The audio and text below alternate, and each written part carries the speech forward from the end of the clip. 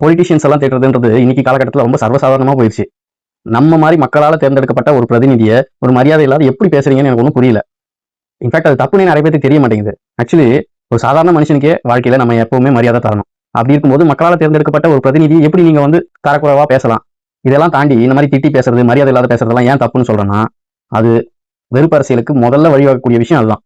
வெறுப்பு அரசியல்ன்றது என்ன தெரியுமா? இன்னைக்கு ஒரு பர்சனு தப்பா ஓட்டு போட்டு அவங்களோட கட்சி ஏதோ தப்பு பண்ணிருச்சுன்னு வச்சுக்கோங்களேன்.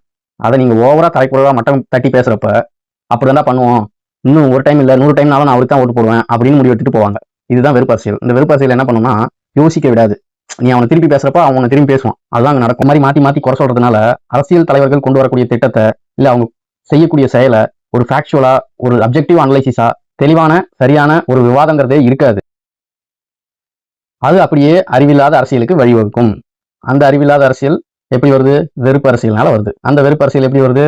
இந்த மாதிரி தரக்குறைவா பேசுறதுனால வருது.